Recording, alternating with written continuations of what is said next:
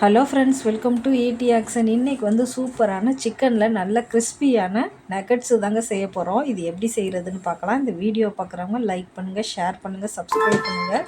இப்போ வாங்க இது எப்படி செய்கிறதுன்னு பார்க்கலாம். இப்போ வந்து இந்த நகட்ஸு செய்கிறதுக்கு வந்து நான் 6 துண்டு ப்ரெட் எடுத்திருக்கேங்க. இந்த ப்ரெட்டில் வந்து சுற்றி உள்ளதெல்லாம் இப்போ கட் பண்ணி எடுத்துட்டேன். இங்கே பாருங்கள், ஒயிட்டை தனியாக எடுத்திருக்கேன், சுற்றி உள்ளதெல்லாம் எடுத்து வச்சுருக்கேன் பாருங்கள். இதை வந்து இப்போ ஃபஸ்ட்டு பவுட்ரு பண்ணி எடுத்துக்கிடுவோம். இங்கே பாருங்கள், இப்போ பவுட்ரு பண்ணியாச்சு. இதை வந்து இப்போ ஒரு தட்டில் மாற்றி எடுத்துக்கலாம். இப்போ வந்து ஒயிட் எடுத்து வச்சுருக்கோம் பாருங்கள், அதையும் சேர்த்து இப்போ பவுட்ரு பண்ணி எடுத்துக்கலாம். இப்போ பாருங்கள், 6 துண்டு அளவுக்கு எடுத்திருக்கேங்க, கரெக்டாக இருக்கும். நான் 200 கிராம் அளவுக்கு சிக்கன் எடுத்திருக்கேன். இங்கே பாருங்கள், இதையும் நல்லா துருவி எடுத்துட்டேன். இப்போ ரெண்டையுமே தனித்தனியாக இப்போ நம்ம வச்சுக்கலாம்.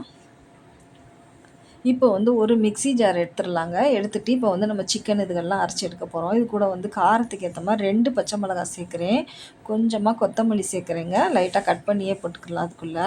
இப்போ வந்து வெங்காயம் பாருங்கள், பெரிய வெங்காயம் ஒரு வெங்காயம் எடுத்து கட் பண்ணி சேர்த்துருக்கேன் அதில். இப்போ வந்து சிக்கன் வந்து 200 கிராம் அளவுக்கு எடுத்திருக்கேங்க. தோல் இல்லாமல் எலும்பு இல்லாமல் சுத்தமாக எடுத்துருக்கேன் பாருங்கள். நல்லா கழுவி எடுத்து வச்சுருக்கேன். இப்போ அதையுமே மிக்ஸி ஜாரோடு சேர்த்துக்கிடலாங்க. சேர்த்துட்டு இப்போ நம்ம அரைச்சி எடுத்தாச்சு பாருங்கள்.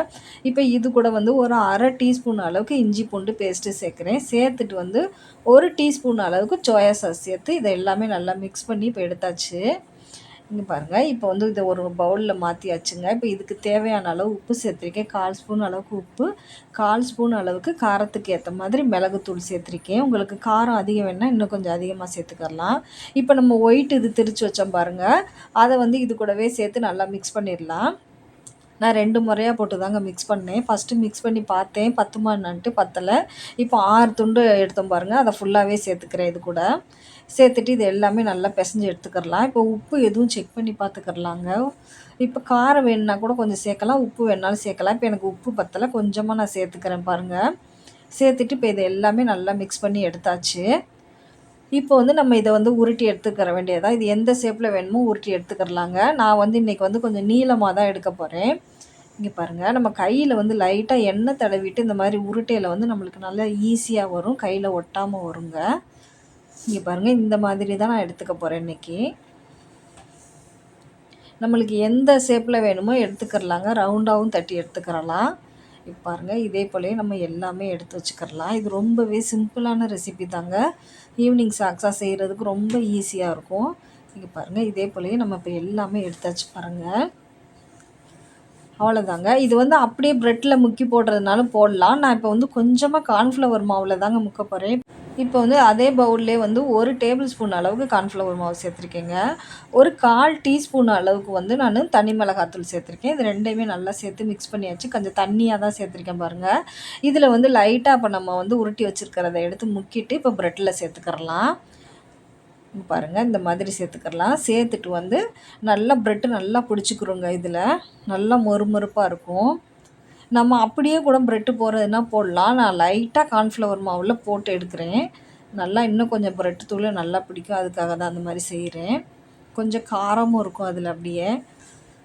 இங்கே பாருங்கள், இப்போ எல்லாமே இந்த மாதிரி செஞ்சு வச்சுக்கிறலாம். பாருங்கள், ரெடி ஆயிடுச்சு பாருங்கள். இப்போ செஞ்சதை வந்து நம்ம வந்து ஃப்ரீசரில் கூட இது வச்சுக்கிறலாங்க.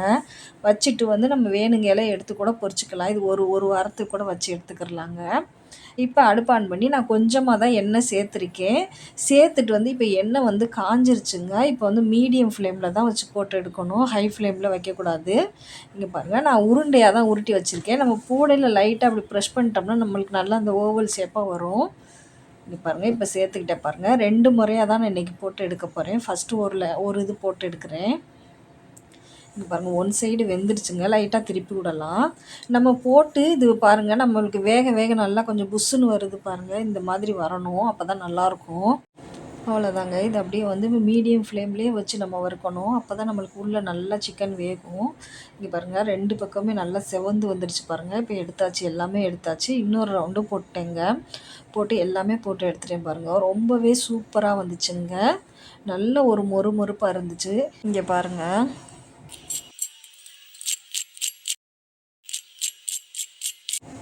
இங்கே பாருங்கள், ரொம்பவே சூப்பராக இருந்துச்சுங்க. வெளியே வந்து நல்லா மொறு மொறுப்பாக, உள்ளுக்குள்ளே நல்லா சாஃப்டாக இருந்துச்சு பாருங்கள்.